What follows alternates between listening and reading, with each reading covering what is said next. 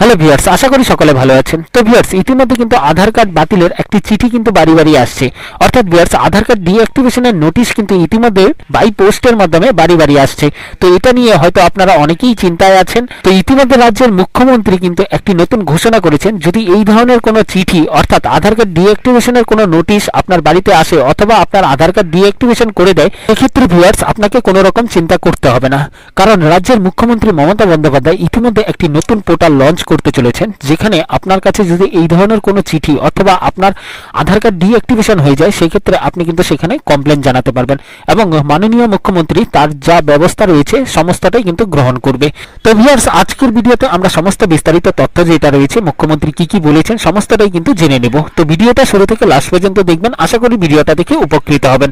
Viewers, চ্যানেলে যদি নতুন হয়ে থাকেন সেক্ষেত্রে চ্যানেলটিকে সাবস্ক্রাইব করবেন এবং পাশের বেল ঘন্টাটি ক্লিক করে অল নোটিফিকেশন সিলেক্ট করে দিবেন। আর যদি ভিডিওটি ভালো লেগে থাকে সেক্ষেত্রে ভিডিওতে একটি লাইক করবেন এবং এই ভিডিওটা সবার সুবিধার্থে শেয়ার করবেন। তো চলুন এখন বিস্তারিত তথ্যটা কি রয়েছে জেনে নেই।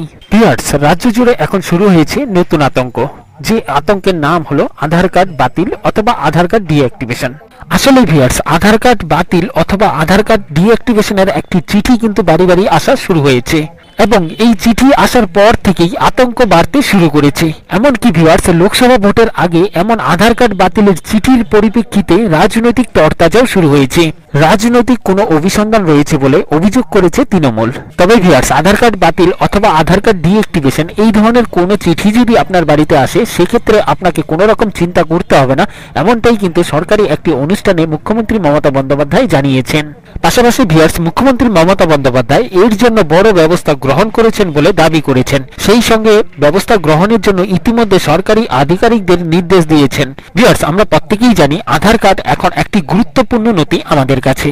কেননা প্রত্যেকেই জানেন আধার কার্ড না থাকলে সরকারি বিভিন্ন ভর্তুকি যেমন পাওয়া যায় না, ঠিক সেরকমই স্কুলে ভর্তি হওয়া থেকে শুরু করে পরীক্ষা সবকিছুতেই কিন্তু এই আধার কার্ডের প্রয়োজন রয়েছে।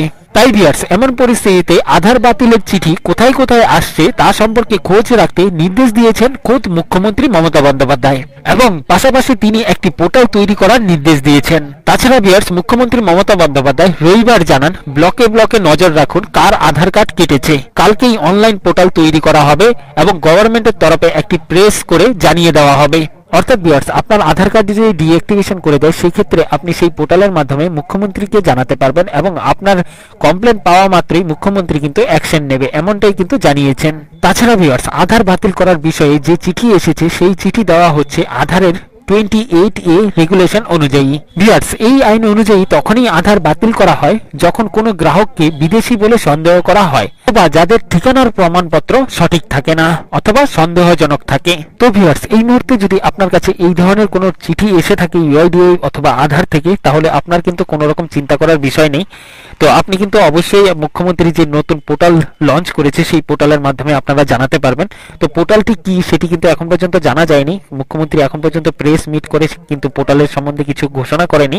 তো যখনই ঘোষণা করবে আমি কিন্তু আরেকটি ভিডিওর মাধ্যমে আপনাদেরকে জানিয়ে দিব। তো চ্যানেলটিকে সাবস্ক্রাইব করবেন এবং পাশের বেল ঘন্টাটি ক্লিক করে অল নোটিফিকেশনটা সিলেক্ট করে রাখবেন পরবর্তী ভিডিওর নোটিফিকেশন পাওয়ার জন্য। তো ভিউয়ার্স, এই ছিল আজকে ছোট্ট একটা আপডেট আপনাদের জন্য। তো আশা করি এই ভিডিওটা আপনাদের ভালো লেগেছে। যদি ভিডিওটা ভালো লেগে থাকে সেক্ষেত্রে ভিডিওতে একটি লাইক করবেন এবং এই ভিডিওটা সবার সুবিধার্থে শেয়ার করবেন। তো থ্যাংক ইউ, দেখা হচ্ছে নতুন আরেকটি ভিডিওতে।